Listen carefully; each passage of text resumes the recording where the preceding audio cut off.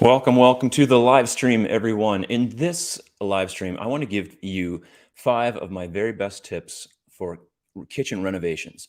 Whether it's your first kitchen renovation, whether you've done one, two, three, or hundreds, these 5 tips are going to be very helpful when you begin and endeavor into that arduous process of designing a kitchen. It can be one that is extremely stressful at times. It can also be one that is very enjoyable, and at the end you get a really big payoff with a beautiful kitchen. But there's some things along the way that if you do them, if you incorporate them not only into things that you do but the way you're thinking about it, it'll definitely help you to have a really successful kitchen renovation. So before we dive into those 5 things, I put out a post on my community tab the other day asking you if you've done kitchen renovations, just to get some feedback from the community, how many kitchen renovations you've done, if you've done none, if you've done a few, or if you have a whole bunch under your belt. So I want to share with you some of those statistics as we get going before I jump in here. So of the posts that I put out, there were about 338 people who have voted. So thank you so much if you voted for that, and told me what it was that you had done in the past in terms of kitchen renovations. So 53% of those people said that they've never done one, but they'd like to. So 53% of the viewers or the people who voted never done a kitchen renovation. Maybe they're thinking about it. Maybe it's in the future. Maybe it's in 2022. Happy New Year, by the way. And so this would be a really great podcast for you if you're watching. You've never done a kitchen renovation, but you're thinking about it. It applies to just about any renovation that you do, in fact. But if you're looking to do a kitchen renovation in 2022, this is definitely some good content to listen to as you begin to do that. But also, if you've done one or two renovations, 38% of those who voted said, yeah, we've done some renovations. And really, once you do one or two renovations, you pretty much get a really good feeling of, what it is you need to look for, watch out for. And I had one commenter say, I've done one and I'll never do one again. And I can totally relate to that. I know what it feels like to be in the midst of a project that has maybe gone south or is taken longer than it expected to take. All kinds of stuff happens, and I've been in those situations myself, so I understand that.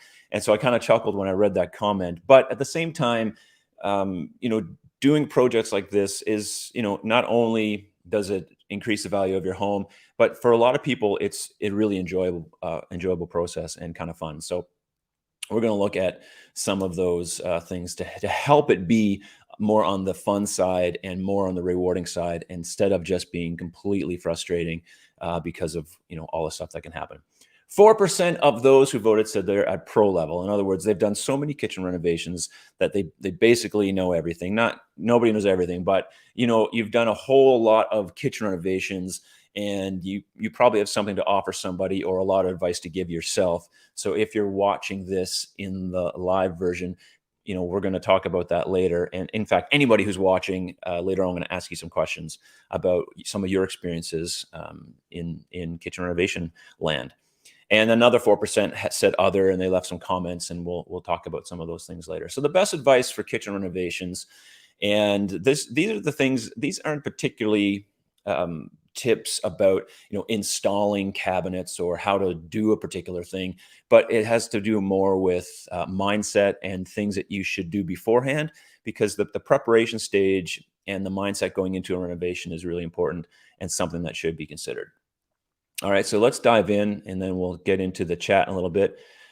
Thank you so much for joining the live stream. And if you're in the chat, say hi, put a comment in there.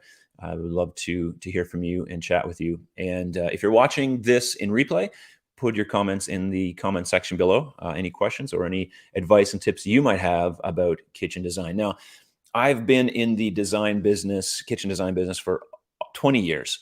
And in that 20-year time frame, I've done 4 of my own kitchens.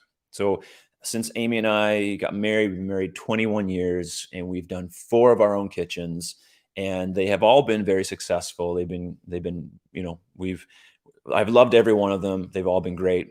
And so we have a little bit of background as far as what that looks like doing kitchen renovations ourselves.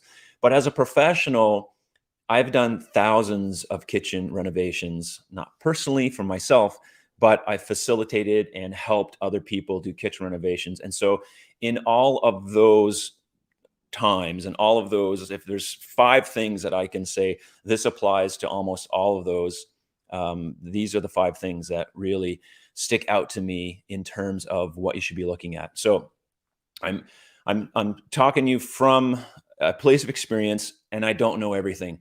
So when I look at that, list to say, well, where am I at in the percentages? I've done a few renovations, but I'm no pro in terms of I don't know everything. So I'm still willing to learn. There's still lots to learn. There's still stuff I learn all the time in terms of how to do things and renovation wise. And so there's always something to learn, and I'm very aware of that. So I appreciate the fact that we can communicate and talk about some of those things in a way like this. So let's look at the first one, number one, and these aren't going to be mind blowing. Okay, these are not mind blowing, but if you can just get these, it'll really help. Believe me.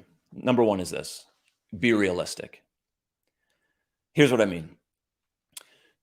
I've seen it so many times where people are trying to fit, and this is just an old expression, 10 pounds of potatoes in a 5-pound bag. And because they're trying to do that, because they have these expectations that are unrealistic, what happens throughout the process is they're constantly being let down because what they're expecting to happen isn't matching up to what's actually happening. In other words, if you have a footprint of a kitchen that is, such and such, but you want a cabinetry, and accessories and whatever to fit, in here, something has to go, something has to give. I see this come up a lot with my own clients when they give me their wish list for their kitchen renovations. So they send me their measurements, they send me some pictures of their current house, and they'll send me some items on a wish list saying, these are the things I really want, these are the things I'd like to have. I gotta have this, gotta have this, gotta have this. And as I read the list, sometimes I get a little bit worried because what they're asking for, like physically and realistically, doesn't fit in the layout that they have. Now, my job is to try to get everything in there in some way, shape, or form, but oftentimes things have to give. And if we will be realistic with our approach to our new kitchen, be realistic with maybe what we can afford, or be realistic with the design and what's possible in the space that we have, be realistic with what actually fits in that space, it would go a long way in helping us further down the road. Now, that's going to happen a few times, and there we go. So number one is be realistic. Now, obviously, you don't want to be unrealistic, but you'd be surprised if you just don't know what is not reasonable, that sometimes you can get into a kitchen project and all of a sudden you feel overwhelmed because what you really thought and wanted isn't what you're getting, and it can be frustrating. So be realistic is number one. If I can look back at all those 20 years and see all the jobs, some of the clients that we've dealt with and that I've had relationship with in their kitchen projects, if I had learned earlier to say, you know what, let's just tone it back way back here instead of when we get too closer to the end and you're kind of upset because you're not getting what you thought you wanted. If we could deal with that earlier and be realistic about the approach, the goals, the end outcome, what you can actually do here with all the variables in mind, it would be a big help. Number two is this. This goes with any renovation, but you'd be surprised if you've never done a renovation before when this comes up, how it throws everything off the rails, and it can be really upsetting. And it's this: expect delays and expect the unexpected. First, expect delays. I guarantee you that when you do kitchen projects, when you do any kind of renovation, whenever you're relying on another person or a timeline or something to come in, or whenever you're relying on just doing anything like that, you have to expect delays. Sometimes I've had clients who get really upset, and I don't blame them because I get upset too when delays happen. But it's like, how could this possibly be? How could there be a delay? I thought this was supposed to go smoothly and nothing was supposed to happen that wasn't smooth. That's just not the way it goes. I probably can't even think of hardly any jobs that have gone almost perfectly. Like there's a couple that come to mind, but they're so far and few between. They're not common. If you would expect the unexpected. In other words, what I mean by that, you tear out your old cabinets and there's some old wiring that needs to be removed that wasn't in the budget or you didn't plan for, or you don't have an electrician on hand to deal with, or there's some mold in behind, or there's no insulation in the walls, or the structure of the wall wasn't what you thought it was, or there's a million things that could happen. And if you're not expecting that, when you begin to tear out cabinets or begin to do things in that regard, for prepping with the kitchen, it can be very difficult, on like your mind, because you get anxious, you get stressed out about it, because you were hoping that things would go smoother than they are. So expect delays, expect the unexpected. There are, when it comes to ordering cabinets, and right now is a perfect example in the world we're living in right now, with the pandemic and all the stuff that's happening in the supply chain down the lines for all kinds of products. We understand that there are huge delays right now. And so I guess in this moment in history, we can expect delays and be like, yep, that's right, it's 2022 and there are just delays. But that wasn't always the case, and I'm sure that when this whole thing gets cleared up and product begins to flow, when things don't happen on the timeline that you're hoping them to happen on, it can throw things off the rails. And when you're waiting for stuff to come in to complete a job, and a kitchen is normally, especially if it's a new build, but even in a renovation, the kitchen is like the very last thing to be done. So you install the kitchen, countertops go in, appliances are in, and you move in. And once that's, so people are waiting for that time, waiting for that to be completed. Or if you're in a kitchen renovation, you just want to get it done because you're washing dishes in your sink in your bathroom or in the tub, or who knows, maybe at your neighbors. And after a while that gets old. And so you try to plan things the best you can, but as stuff happens, of course, you get frustrated. So expect delays, expect the unexpected. This is not to be negative, by the way. This is to help you when these things happen, because I guarantee that it's just going to happen. You're going to have unexpected things happen. All right, here's a good one. And this is, hire a good designer. What do I mean by that? How do you know if the person is a good designer? How do you know if the designer you go to knows anything or whatnot? Here's my approach to hiring a good designer, or how to understand if someone is a good designer or not a good designer. It has nothing really to do with the skill sets that they have. Well, it does a little bit, but that's really the smaller portion of it. The bigger portion of it is their willingness to work with you, the client, in crafting you the kitchen that's going to work for you, for your lifestyle, for what you're looking for, and within the realistic goals of the project and the space and the budget and everything that you're dealing with. So when I'm dealing with clients, and here's a recent example, just to give you an example. I designed a few iterations of a kitchen layout, beautiful kitchen. There's a couple of different ways you can go with it. So we designed it a couple of different ways. And the client came back and said, well, I want you to try this way, which was something I hadn't done for them. I liked it, and it had to do with the fridge placement. We're placing the fridge somewhere else, not somewhere I hadn't placed it. And I said, okay, fine. And no problem. I designed that. I drew it up. I sent it off to them. It looked beautiful, but the fridge it wasn't in the right spot. I didn't like it, but at the end of the day, listen, this is your kitchen. You have to love it. It worked there, just not where I would put it. But, again, I'm not the be all end all. So we take that with a grain of salt. However, I did say to them, they asked me, what is my opinion on this layout, which was great because I could tell you what my opinion is if you're asking me. And what my opinion is, I don't like the way the fridge is. It's blocking off the sink, blah, blah, blah. There's a few different things that didn't work. And they really appreciated that. We ended up actually revamping it and making a new layout that worked better for them. And it moved the fridge back to another location where I already had it. Now, that's not to say that I knew better or anything like that. It's just to say that I was willing to show them something, saying, instead of just being like, no, the fridge isn't going to work there. No, that's never going to work. That's stupid or whatever. Listen, I don't know. Maybe it would work great there, and let's try it. So how to know you have a good designer is they're willing to work with you. They don't know everything.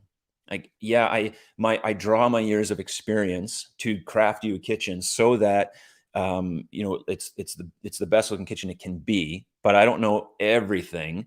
And you might want something particularly different way. You've seen something maybe on Instagram or Pinterest or whatever that I have never seen. And so we try that. I'm willing to do that, or a good designer is willing to do that. And that is the difference between someone just saying, well, this is the way it has to be. It's, I know what I'm talking about because I'm the pro and you're not.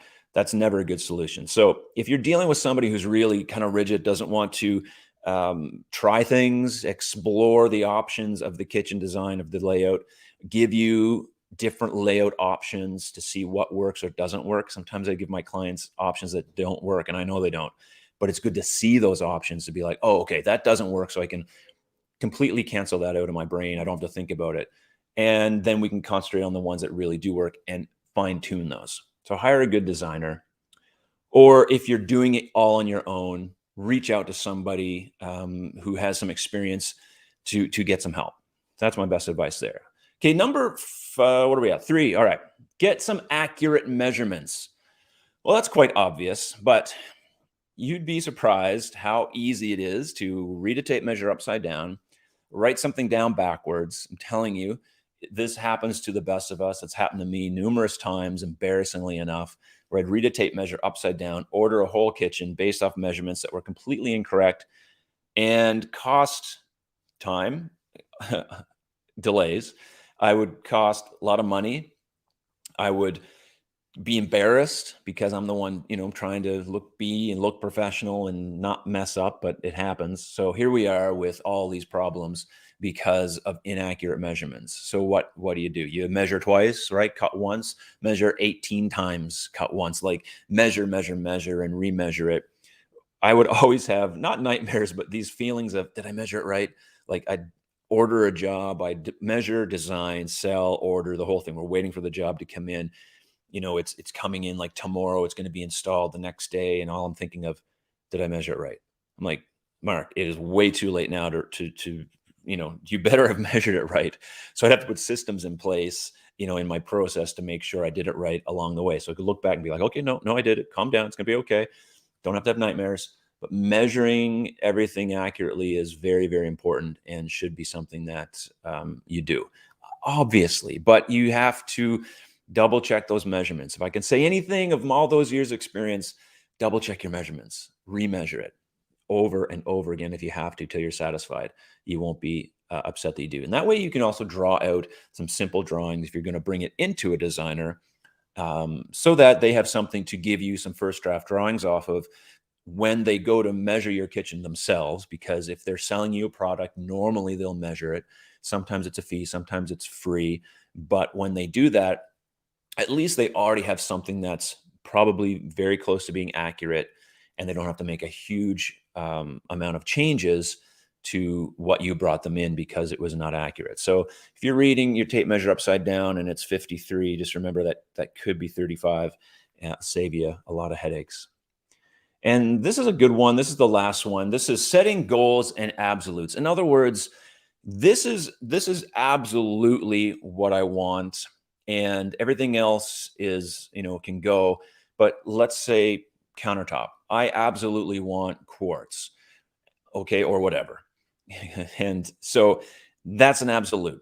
And it's good to have some absolutes. Say, no, this is what I want. I don't want to settle for something less. If I want a particular color, or I want a particular material, or I want a particular type of layout or something like that, set some absolutes. So this coincides with number one, being realistic about what we want in our kitchen, but also having things that being like, no, like this is like the number one thing. Because I think the kitchen projects should be something that it shouldn't just be you settle for whatever you can afford.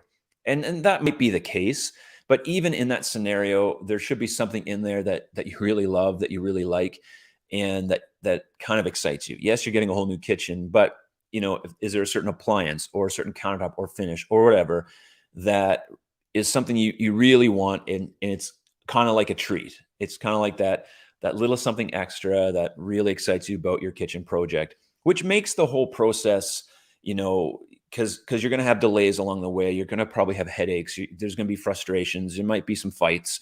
There could be anything that happens. And at the end of the day, when it's all finished and you're looking at your finished project, your finished kitchen, and you see the beautiful countertop that you really, really wanted, that you saved for, that you dreamed of having, it's a nice feeling to see when it's all done and be like, yeah, I wanted that. I fought for that. And I'm really super glad and happy that I got that thing in my kitchen that I wanted. So set some goals, set some absolutes along the way, so that you're just not settling and settling and settling, um, as you go, because as you do that, then it gets to be like, ah, like I can't have this and I can't have that, and there was a delay with this, and so now I can't have that.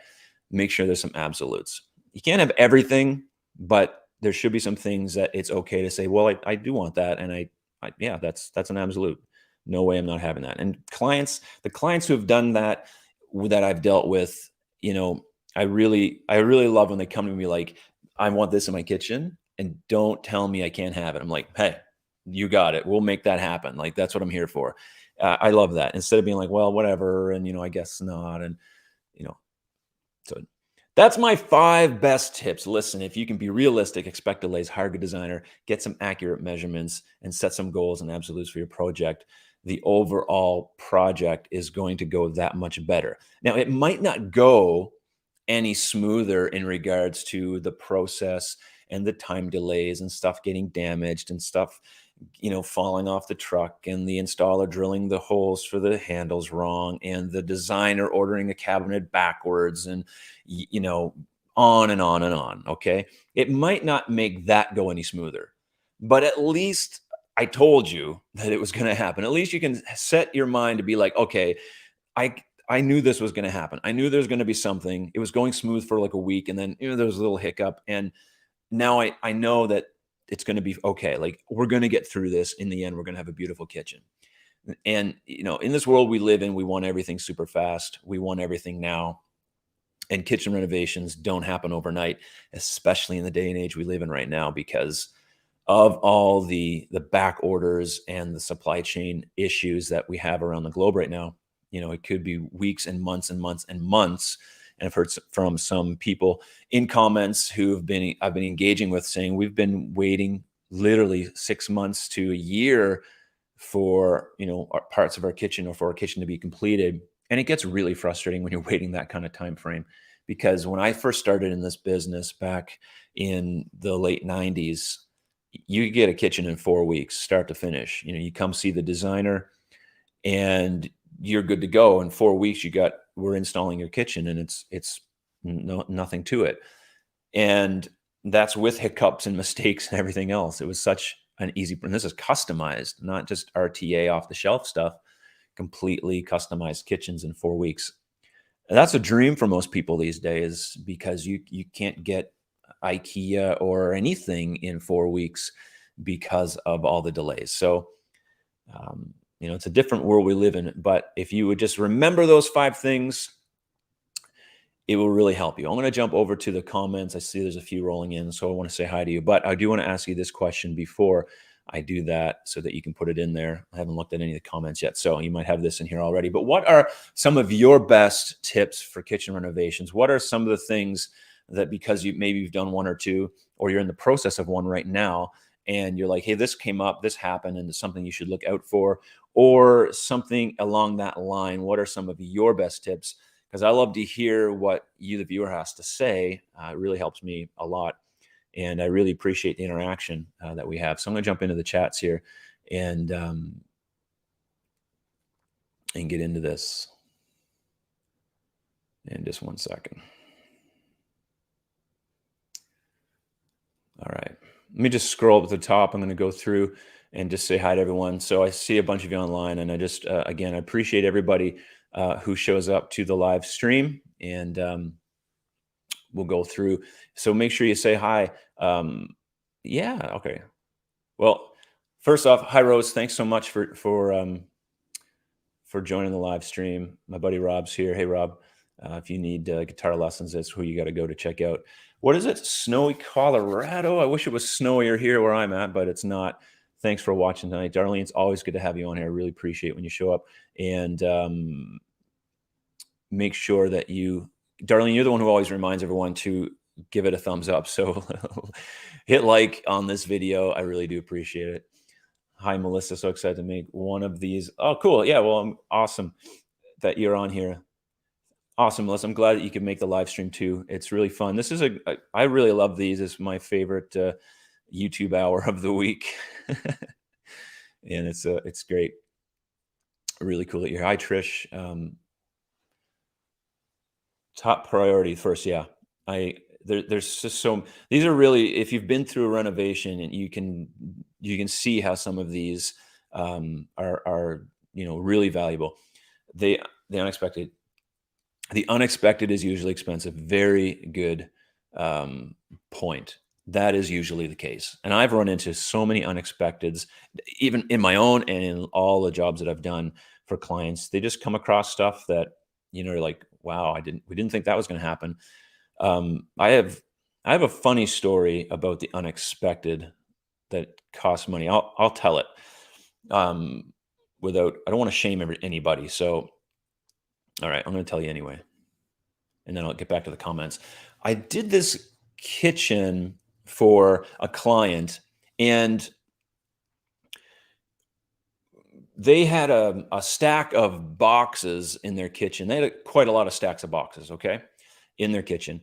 And I was in measuring, and they had this kind of big stack of boxes, whatever. It was such a stack of boxes that it was it was amazing. It was the biggest stack of boxes I've ever seen. Okay, well, I'm gonna put it to you that way. Anyway, measured the whole kitchen, planned out the whole kitchen, or designed the whole kitchen, and then I left that company. I went and I was transitioning into something else in my life at that time for a couple years. And the guy who took over for me, he went in to remeasure, because he's taken over, so he went in to remeasure. He remeasured the kitchen with the stack of boxes. And then he ordered the kitchen. So both of us measured it, and he ordered it. And then they went to install it, and they found out that behind that stack of boxes was actually another wall, that we didn't even know it was there. Now, I know you're thinking, how could you miss an entire wall? I want to say it without saying it. There's a lot of boxes around, and we missed an entire wall. There is an unexpected circumstance that happened, because basically that whole wall could have been part of their kitchen, and the client was like, "How come only half of my kitchen is here? Or what happened to this other wall?" And anyway, make a long story short, it cost them a lot of money, but both of us missed it, and it can be expensive. It was very expensive, of course, for us, because we had, no, well, I wasn't there, but they had to pay for it. But I'm glad I'm not the only one who missed it. So it can be very, very expensive. All right. Hard to deal. Hi, Claudia. Thanks for joining the live stream. I really appreciate you on here. Hard to deal with delays and unexpected things. 3 months turned to 6 months, still waiting. Oh, yeah, the pandemic doesn't help. And sometimes we wait longer than expected, and longer, and we don't even know what to expect sometimes. I learned long ago in my career, when I was dealing with clients, that if it was going to take 3 weeks, I'd always go with 4 weeks or longer. And I would always be very, very upfront with, hey, I don't want to smudge the numbers to make it look better for you. It was harder at first, because you want the client to feel good and not be mad at you. But rarely is it the person's fault, or even if it was, it doesn't matter. If this is how long it's going to take, I'd rather up front. And that works way better. Listen, it's going to take 6 months. I'd be like, what? Thanks for telling me. I'm really mad at you, but thanks for telling me, and we all get over it. So yeah, that can definitely happen. We moved to a new build that has a 5x5 pantry after closing DIY RTA, IKEA upper base cabinets, as well as beverage. Really enjoy the process. Yeah, fun since it was a small project. And that's the thing. I'm glad there was a fun project. I'm glad that you enjoyed it, because doing a kitchen renovation should be something that we enjoy, especially if we're doing it ourselves, DIYing it. It can be very fruitful. It can make us, we can feel proud about our accomplishments, something that we did, and it can turn out really nice. So that is really cool. I like that point. Yeah, you don't want that, right? I don't know. Like, if you're asking for it, you must want it. So let me show it to you. And if it really is a bad idea, and I explain it to you, and you still want it, it's your kitchen, it's your money, and you got to live there. And ultimately, I'm happy if you're happy. So yeah, maybe you do want that. I don't know. Yeah. Right. I mean, this is, like I said, it's not my kitchen. It's your kitchen.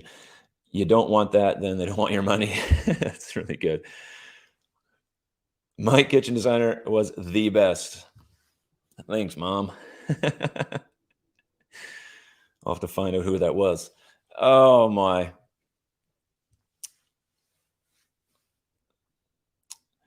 All right, so you guys are chatting. That's cool. The phantom measure paranoia. It's a real thing. Oh my goodness, it's a real thing. You got to double check those measurements. That was the first unexpected thing in our reno wrong measurements. That mistake threw us on a loop. Yeah, you know what?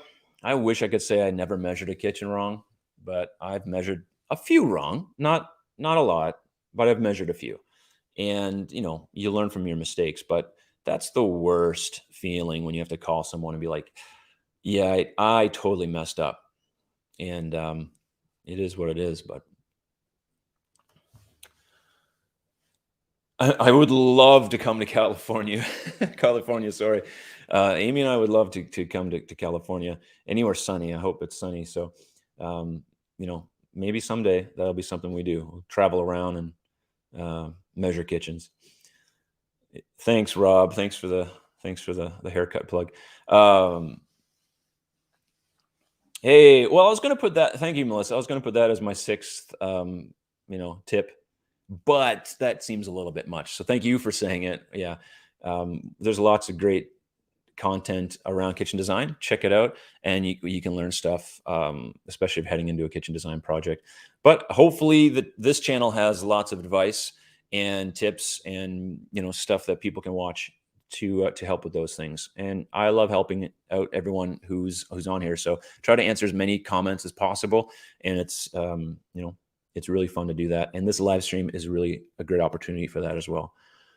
Margaret, Ballarat, if I say that wrong, I'm very sorry. Victoria, Australia. Really cool to have you on here. That's really far away from me, so I really appreciate everyone who views. So hi, Ballarat. If I'm saying that wrong, I apologize. Margaret, thank you so much for showing up. Hi from the Bronx. Cool. Hi. Really cool to have you on here. All right. So Margaret's saying you're just in the process, kitchen renovation. Yeah. Is it fun, Margaret, or is it driving you crazy by now? Or is it still you still in the in love stage? Because you can go either way with some of these things. Let us know how you're making out with that. We learned that you need to measure it from different parts of the wall. Yeah, since the walls aren't level. Okay. Um, I was going to put in here, but has to do more with the installation process, and I want to. This is really good. Your kitchen is probably not square; it's probably not plumb or level. In other words, it lives in a 3D space, and all of those things, make it, I guess, perfect, so that when you put a marble on there, it doesn't roll off. That's kind of the objective. You don't want your cabinets to be on a slant, and your walls are probably not square. Your corners are probably not square, and so this is a really good tip when you're measuring a kitchen. You measure from the back corner out, across, but you should also come out 2 feet and measure across there to make sure that it's square, because when you put a cabinet in there and you fill that wall to wall, say, if it's not square, that cabinet run might not fit, or or there could be other things that become a problem with it. So definitely take measurements from many different places when you're measuring your ceiling heights, especially if your cabinets are going to be installed to the ceiling. Measure that in a whole bunch of different places, and you'll understand where the high spot is in your kitchen, where the low spot is, and you can adjust and install accordingly. Now, if an installer is doing this, they're going to do that. But if you're doing this yourself, it's really, really important. And some people just don't know to do that. They just measure the back walls, and that's what it is. And you'll learn real quickly that, oh, there are some other measurements. So that's a really good point. Sunshine 77789. Thank you for that. Matthew, hello from Central Canada. Well, hello, Matthew. Thanks for showing up. Minus 30 degrees Celsius here today. Matthew, man, that is cold. Whew, it was -6 here today. I can't imagine minus 30. Wow. That is just beyond. You, you basically can't even go outside at all. We will need to figure out if we will design our kitchen for the long term for aging in place, or design for the next homeowner.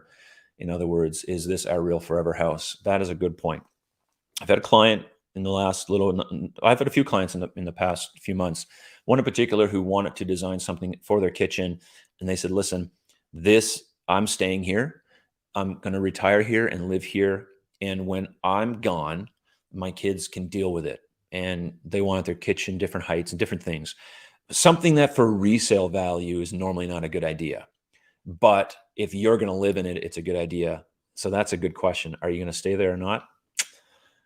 Once you know that, then you can design accordingly. And sometimes you don't know. Stuff happens, or you make decisions. But I always think, if I'm going to be here for 5 to 10 years, I want this kitchen for me, and the next person can kind of deal with it. That might not be the best idea for a flip, or getting a return on your investment. But I'm not living in my kitchen for someone else. I want to do it for me. So, or I'm not paying for it for someone else. I'll let them fix it when they get the house. Rose, you're late. Thanks for being here, Rose. Here we go. Press the like button. Thank you, Darlene. I was waiting for you to bring that up.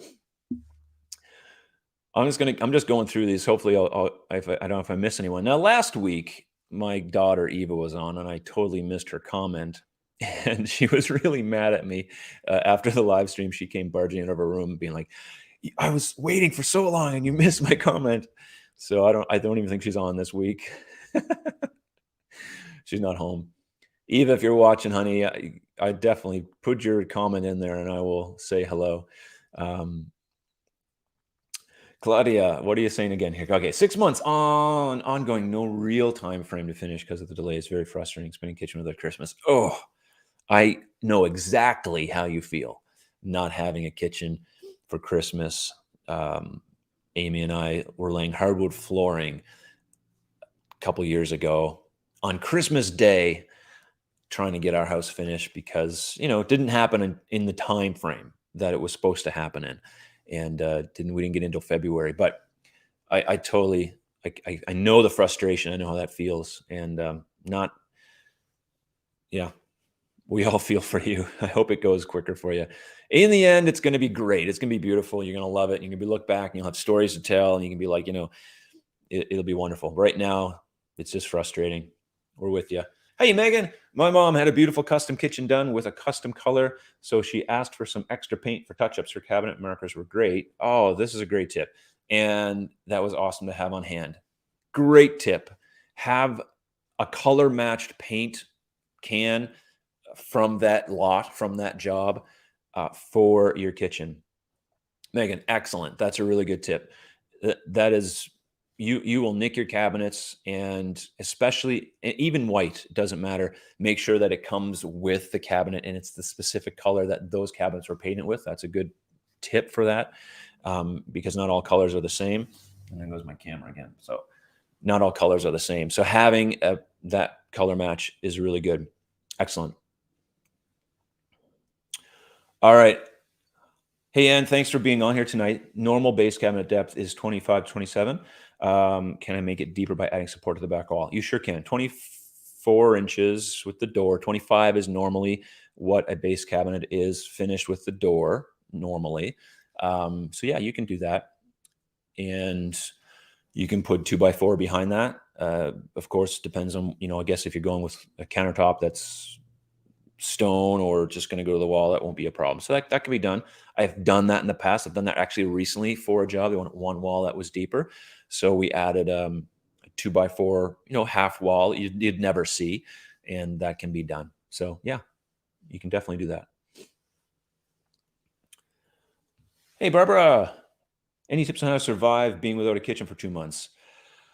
Thai Express and Big Macs. I don't know. Yeah, that I've been without kitchens. Here's what we did. My parents at this time were going to Florida every year, and for most, some of the winter, and so we correlated our big kitchen renovation in another house to go along with that. So we moved into their house while our kitchen was being done. That's the only way it worked, because otherwise, like I said before, if you caught it, where you're in the bathroom with trying to wash dishes, and it can be very frustrating. I will say this: get everything taken out, all the cabinets, everything, but leave either a dummy or the real sink cabinet in place, and just leave your sink. And then at the very last, when the new cabinets are coming in, pop that out, and then you can put the new one in. So that way you're not without the sink, because your appliances can still be around, and you can have a makeshift countertop somewhere or a table, but leaving the sink into the very last and then taking it out, that works. We've done that with a lot of people. We even just set up a piece of plywood, dropped a sink in it, just an old stainless steel sink, or if they were reusing theirs, and just put on some 2x4 legs, and that was all that they had for a couple of days. But at least they weren't without anything, and they could at least function a little bit. But that can be frustrating. But that would be my best tip, if you can do that, or move out if it's feasible, but it's not always feasible. I had to make the work crew rip out a bathroom floor they laid before New Year's. Yeah, yeah. Oh, you had to make them rip it out. Was this a new work floor or a new bathroom floor? Oh, they laid it before New Year's. Yes, our ceiling was also off too. So you just had it laid and you had to rip it out.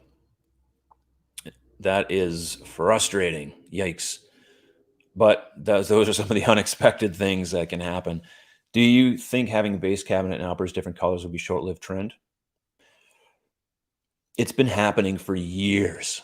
It's not a new thing for sure. It's been happening for a long, long time. We've been doing two-toned kitchens for a long time. So no, I don't think it's going to be a short-lived trend. I think if you're planning on that, that's fine. I've done them. As far back as I can remember designing kitchens, I've done two-toned kitchens. Not every job, but we've done a lot of them. So no, I don't think it's going to go out of style. If you like it, if you love it, go for it. In fact, it's coming back around to it's even more popular now. So I'm totally cool with it. Now, in the interior design world, which I'm not an interior designer, I don't claim to be. I can hardly tell the difference between warm, neutral, and cool. Whatever. Maybe it's not a good idea. Maybe that's a question for Nick Lewis. But in my opinion, go for it.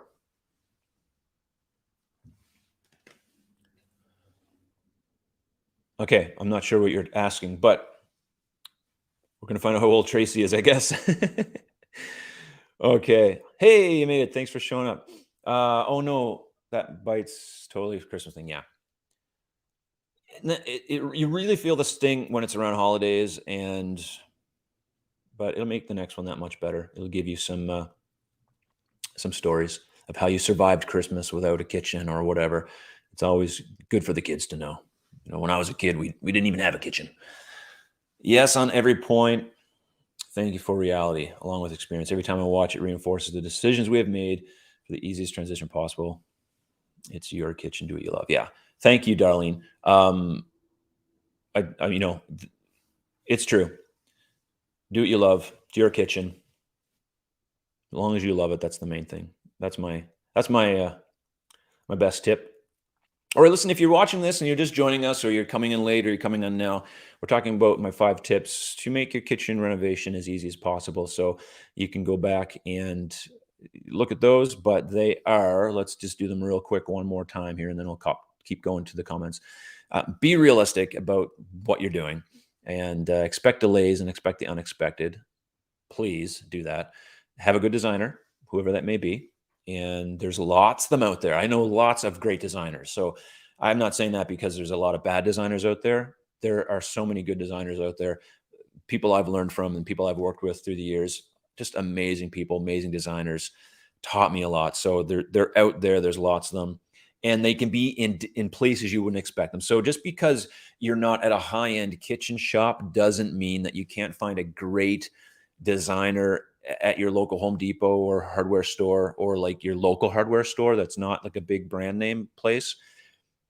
You'd be surprised where you find some of the best kitchen designers. So don't let that be the factor that, oh no, I'm not going to this high-end place. They're out there, and you'll find them, because it's more about the person and less about just the skill level. I'm convinced of that. Get some accurate measurements and set some goals and absolutes. So those are my 5 best tips for kitchen renovation based on my experience. So that's what we were talking about. Let's get back to the comments. And Alan, you made my video for Saturday, but by the way. A couple of people did, but your comment made the video. The waiting for the IKEA back order was a gem. I really appreciate that. And you're still waiting, and I think we're gonna be you're gonna be waiting for IKEA for a while. Let me know if what kind of time frame they give you. I know that on the Canadian site, they just said, listen, basically, we don't have any stock, so if don't please do not install a kitchen. You're not getting it. Is basically what they're saying in nice words, but it totally no good. Butane stoves.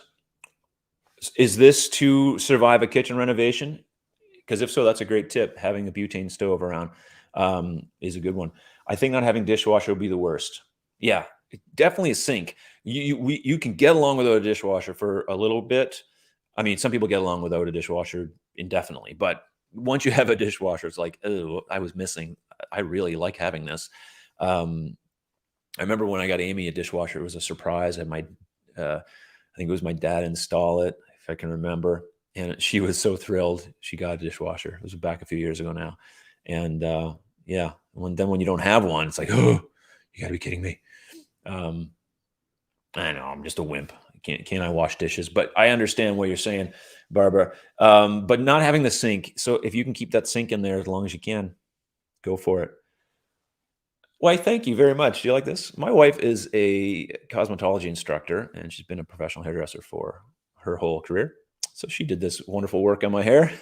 Thank you very much. Shout out to you, Amy, for the great haircut. Oh my. Oh my goodness. Okay. I hate it washing dishes in the tub. Yeah, I completely agree. It's even worse in your bathroom sink where it's just like a little basin. It's like, no fun.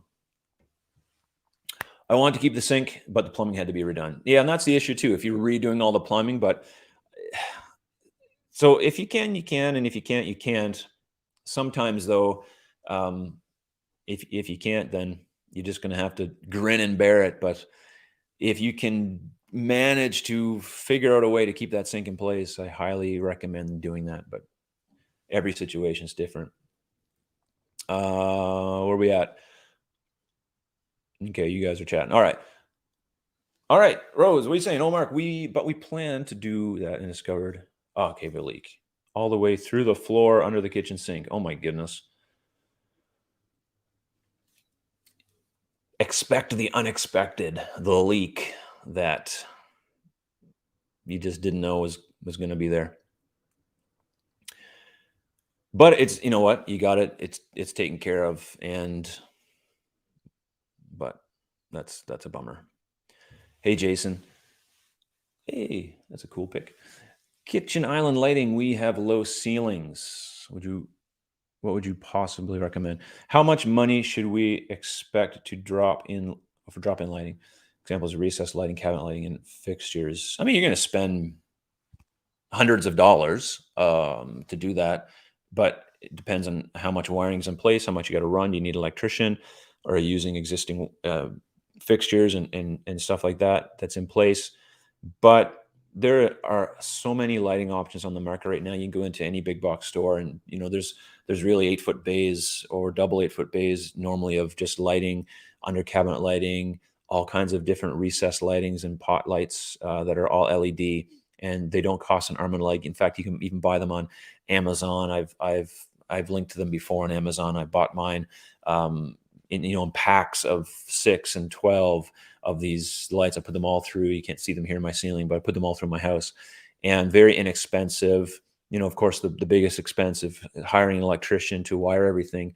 But if you have a low ceiling, I recommend those low profile pot lights, and put LED strip lighting underneath for under cabinet lighting, and you should be good. And so you have task lighting and you have the room lighting. I make it all dimmable, but that's the best thing to do, even if you have low ceilings. By how low are you talking about? Lower than 8 feet? Because then because if you're getting into a fixture that could be in the way, that's where those low profile things come in handy. So that's my best advice on that. So we have to demo the sink cabinet first. Ugh, okay, well, there goes that advice out the window. Sorry about that. That's unfortunate, but sometimes that's the way it goes, right? Yeah, Tonka toy truck. Recessed lighting is cheap and easy to do. So yeah, it is actually. I did all my lighting, ran all the wires myself, wired it all myself. I'm not an electrician, but I'm fairly handy. And then we had an electrician, tie it all into the box and check everything out before before we had our inspection done. And it is not that difficult, and it is easy to do, and it definitely wasn't expensive. So yeah, and you can get a lot of good fixtures. So really cool. Under cabinet lighting was more costly than LED. Yeah, like when you go to IKEA and you use their like planner, you will find that they'll give you an automatic listing of prices for their lighting, which is really expensive. All the little fixtures and transistors and connectors and everything. I normally don't recommend using those, but going to another place and finding lights that work that way, that are much less expensive. So, I, but yeah, normally under cabinet lighting can be a little more costly.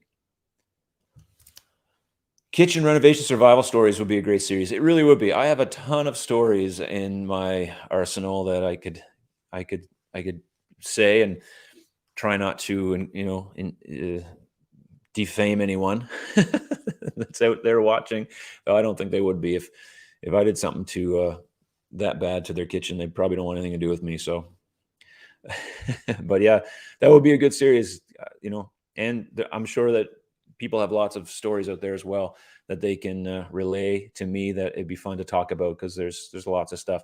The great thing about it is that you're not the only one to go through kitchen renovation that you had problems.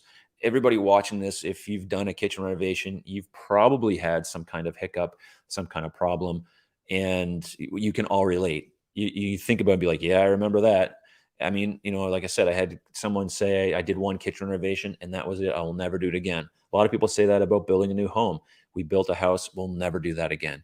And that might be true, but you know it's kind of sad in a way because it should be a fun experience, but sometimes those things happen that we don't have control over, and it really puts us over the edge.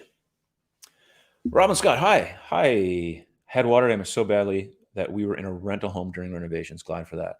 Yeah, and those are like best case scenarios. If you can be somewhere else, that's great. I know friends of ours had a flood, and the insurance company put them in a hotel, for a little while longer than you want to be in a hotel, but at least they were somewhere where they didn't have to be in the midst of a renovation. So that always comes in handy. What time is it? Oh, we're getting close to the end. Let's see where we at. You guys are all chatting. Thanks so much for adding comments and chatting with one another. I really appreciate you interact with each other and with me. It's really cool and it's really fun that we can be on here. So here we go. Hey, Jason, again. By the way, from your recommendation videos, we bought a workstation sink. Very cool. Well, I'm glad that you watched. I'm glad that it was a handy tip or a good video for you. I do appreciate you letting us know. And I think those workstation sinks are really amazing. So if you don't mind me asking, and get rid of that. Jason, what brand did you get? How big was it? And did it come with lots of cool tricks? Because that's what really makes the workstation sink, in my opinion. They are really neat. Susan, I have a brand new lighting, entire kitchen, solid filled in new ceiling. And okay, yeah. So you went to the ceiling, you had the soffit filled in. So did you bring the cabinets right to the ceiling? So when I think of soffit, I think of like the paneling that goes between the top cabinet to the ceiling. Um, and some people have that open and put their little things up there.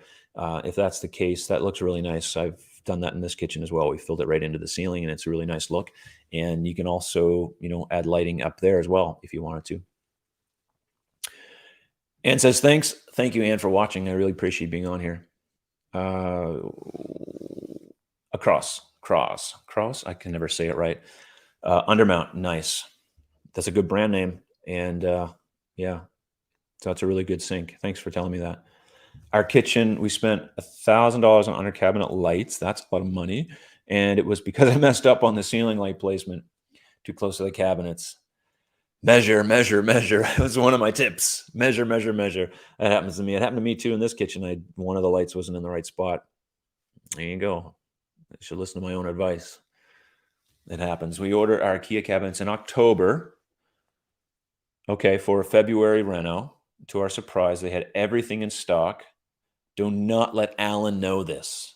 Okay, anyone who's watching, don't let Alan know that this is happening. And now we are living in a pile of flat packs in our family room. We'll just keep that to ourselves. We don't want Alan knowing that you got all of your IKEA stuff. Well, that's good that you got everything, because it can be a real nightmare. And I have clients that are, wanting to get IKEA cabinets now, and one of the things I'm thinking about is, oh, there's a lot of back orders. I hope that the process goes okay, because you can be waiting. Alan, I'm sorry you had to hear that. We have all our cabinet. Okay, waiting for drawer fronts. Fingers crossed. We're supposed to receive our tall pantry Friday. All right, fingers are crossed, Alan. At least you have cabinets you can install. You can put doors and drawers on later, so that's good. But if you're waiting for a cabinet, that can be a problem too, especially if that pantry is, something that you need to tie in something else with. So, you should have went to the store Barbara went to and got your stuff there. They had everything. The one that's close to me, which is hours away, they don't have the stock either. Nobody does, seems. Strong suggests redoing the seals, gaskets, plumbing while it's all apart. Yeah, that's a really good tip. So another really good tip right here. All of those, all the seals and the gaskets and the plumbing while it's apart, get it all redone, make it all fresh. Don't reuse the old plumbing that's there. Uh, do the job of getting it redone. That's a good thing. It's not, yeah, it's no. There are surprises. That's the problem. What are we saying? That Mark, that's a great way to protect under. Well, what's a great way to protect under a sink? Well, what Tonka Toy Truck just said, making sure the plumbing is redone and new plumbing, which normally people do, but a lot of times it's not done. It's the old plumbing that's there, but that should be redone. But one of the best ways is just to put a tray, cabinet liner in. They come with most cabinets now. You can get an insert liner to protect the bottom of it. It's inevitable that something's going to happen in a base cabinet, that water's going to leak, or cleaners or whatnot. So those plastic trays are really handy to have, and at least it's something. The other thing I suggest is to make sure that your cabinets are on legs, adjustable legs, so that they're a little bit easier to be replaced that way. In case there's a water underneath that, one, they won't get damaged, but the actual bottom of the sink, you know, underneath, that's the best thing in my opinion, is to get a tray under the bottom. They're called sink mats, or they have other names for them, and they're very handy. They can cut to fit. It's not the perfect be all end all solution. The best solution is that there would just never be a leak, but this helps, especially with cleaners too and stuff that spills. Um, ooh, Lutron dimmers. That's the way to go. Get the dimmers. We toe kicks. Oh, motion sensors and dimmers. I like going all out on the lighting. That is a really good thing. I never did toe kick lighting. I wanted to, but we just never did it. I did add an LED strip underneath my island that was just kind of something cool. It changes colors and whatnot. So that's cool. It looks so nice too. And the motion sensor on the toe kick, that's really neat.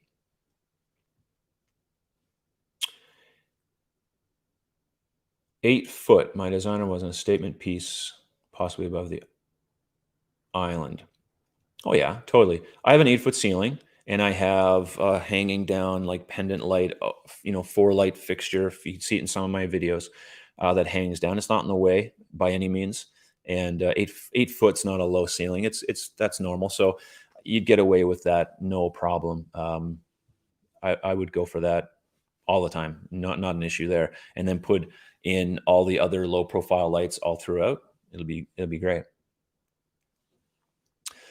All right, let's keep going, and thanks so much, everyone for saying hi and being in these being in the chats. I'm sorry. I'm just looking at the chat feed here. So I'm just trying to read through and I'm going to go down. Oh, okay. Sorry you had to hear all that, Alan. It, you're not alone. So many people in that position. If I miss your comment or someone's comment along here, like my own daughters last week, I certainly do apologize. Try to hit everybody in the time frame. We're just at an hour, so we're going to say goodbye in a few minutes, but we'll keep going here in the comments for a few minutes. So just remember those 5 tips are really valuable. Just thinking, having the right kind of goals and expectations as you're going into a kitchen project, and know, obviously, from what you're seeing here in this video, that there's a lot of people in the same boat that have going through stuff, and we're missing things, and there are unexpected delays or maybe expected delays that we didn't, know were going to happen, or we just couldn't deal with it and got kind of stressed and upset. And I mean, I've witnessed so many fights during a kitchen designing process that I really should just be a marriage counselor, because, I've seen so much stuff go down. It's really uncomfortable. Why do you have to talk like that to each other when I'm there? Please stop. You don't need to yell at each other. I don't know what to do. I feel awkward. So I've been in a lot of those situations. Of course, they would turn to me and be like, "Well, what do you think?" I'm like, "I'm not answering you. I'm not telling you what I think, because I'm not choosing sides. Who's paying for this? Who's got the wallet, or the who's pulling the purse strings? That's who I'm going to agree with." Not really, but I just always hated it when people would do that to me. They'd be arguing, and then they turn to me and be like, "What do you think?" I'm like, what do you think? It's your kitchen." Never like that. That happens a lot. All right, we know that Alan's envious of Barbara. I'll take that one down. Oh my goodness! So this is a good. This is a good time. I set a goal to have outlets put in our island. Okay, I didn't write it down in my plans nor expressed it to the electrician. And guess what goal I did not meet? Interesting. Your electrician should have picked that up. Most places, that is code. So I'm surprised that that wasn't done, because you can't get an electrical inspection without power going to your island, and that depends on where you live. But unless, I mean, in North America at least, almost everywhere that's standard building code. And so even though you said that should have been something that was said, but it wasn't. And that's too bad, because you definitely should have electricity in your island, obviously. But I'm surprised that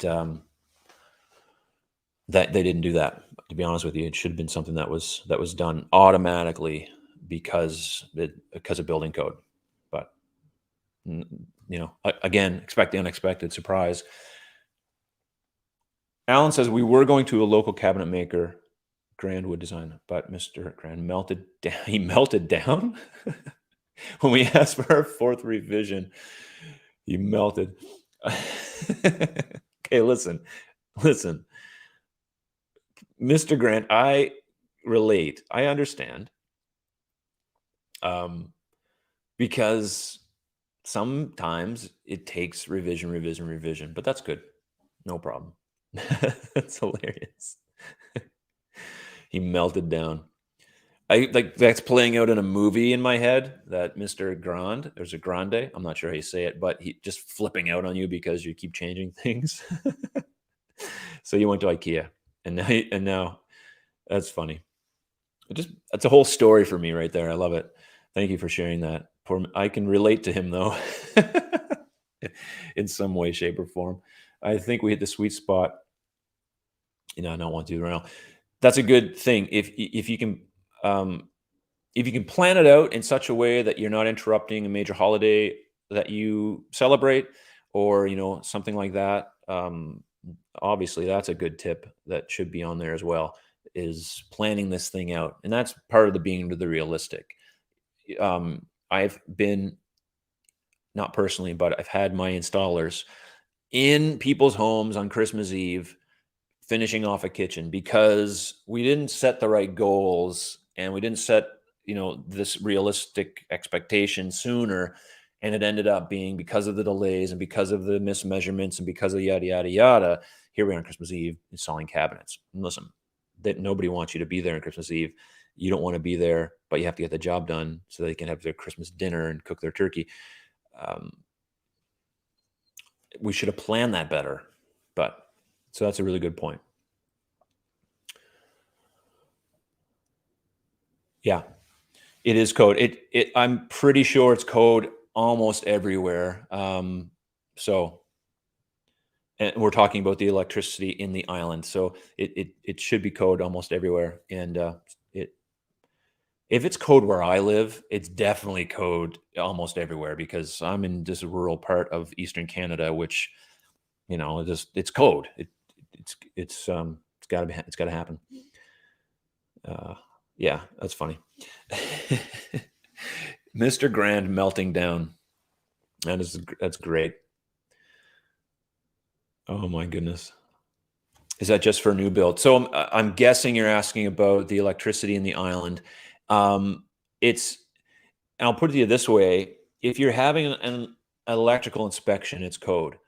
But that means it just should be done regardless. So if you're having an electrician do it, they should know to do that regardless. Now I'm not putting them down. If they forgot, they forgot. I forget things too.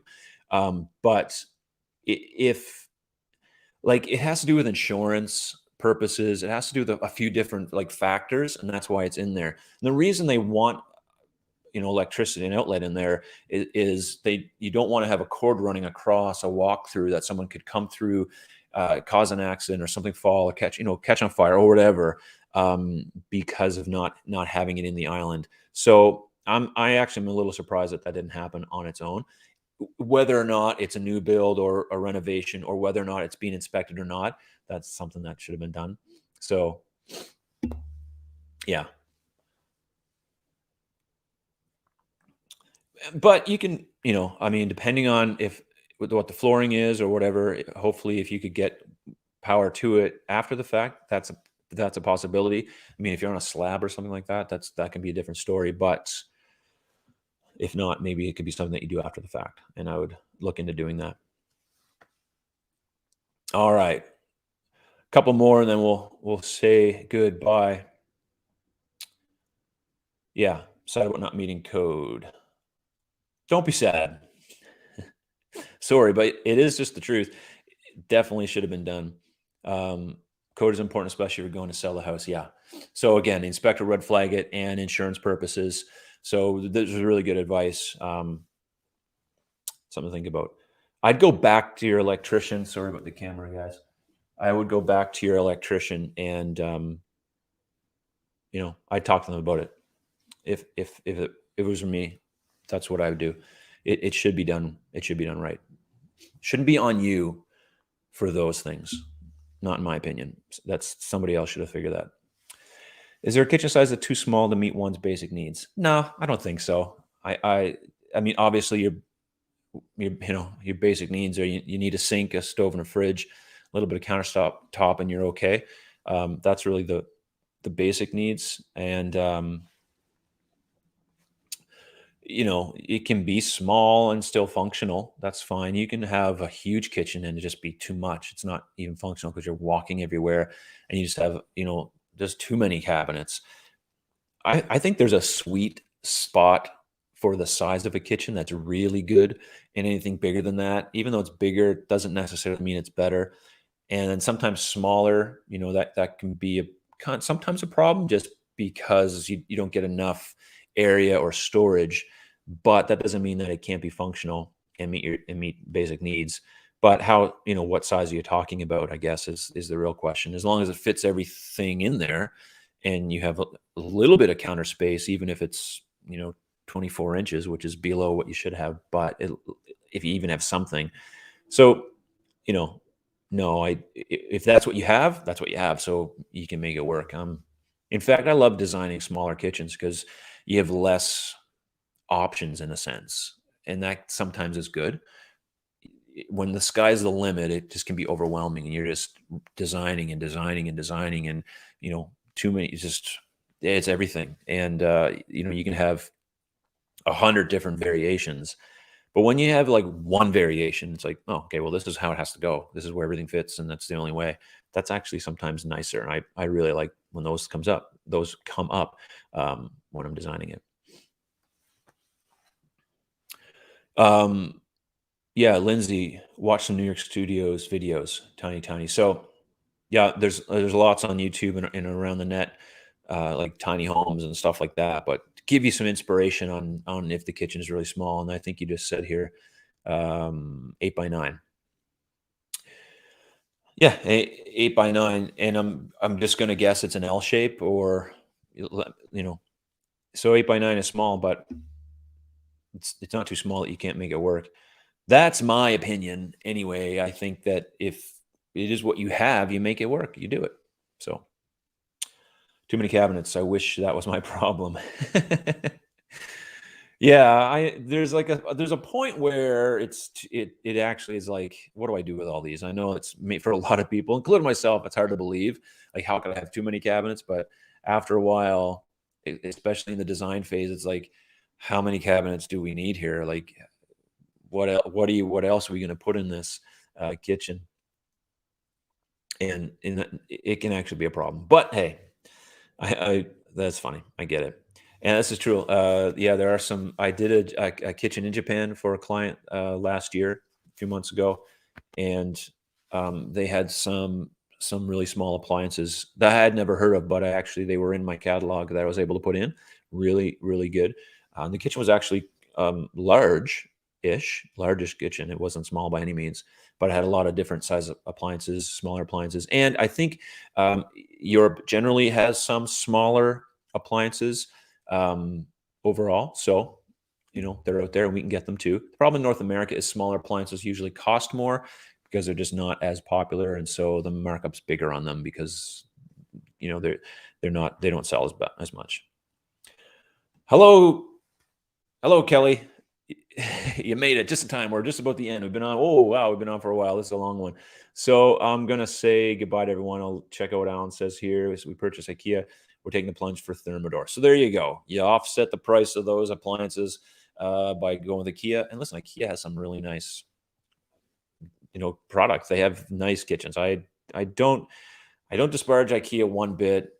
I don't have IKEA, and but I love designing kitchens with IKEA cabinets. I really do. They make it easy. In fact, I love designing RTA kitchens because here's what you have, work with it. And I love pushing the envelope, making things work. And I just did a big custom job, and then we switched it to IKEA, and we were able to do almost everything identical to the custom job. It's a really nice kitchen. We did it all with IKEA. We had to change one little thing up, but it was just as nice, if not nicer, than what I had done anyway. So, that's awesome. So, Kelly, I'm glad you're on here. I'm glad everyone's here. And Apollo says, smiley face. So thank you, everyone. Okay, listen, I really appreciate it. Happy New Year, everyone. If you're catching the end of this live stream and you're still watching, I really do appreciate being on here, interacting in the chat. Saturday's video coming out this week is going to be all about, what's it about this week? Oh yeah, well, we did a live stream on it a few weeks ago, and you helped me out rezoning the kitchen. So I came up with a video with all of the ideas you gave me from the live stream, some from the comments, some of my own, and it'll be interesting little video. Thank you. Subscribe if you have not. Hey, I'll put that up. So that's the last thing. You got to say this in every video. I never do it, but please subscribe and ring that notification bell so you don't miss any of my content. And in fact, if you like the content, please subscribe. But if you don't, that's cool too. It's just good that you watch it and interact. So thank you, everyone, for being on the live stream tonight. Appreciate it. Check out the video Saturday. We'll be here again next Wednesday at 7 p.m. Eastern Standard Time, just to chat about kitchens. And you'll see a community post asking some question that we'll chat about when that time comes. So I really appreciate it. When you vote on those, it helps to deliver this content. So have a great rest of your week and enjoy one another. Love you all. Thank you so much.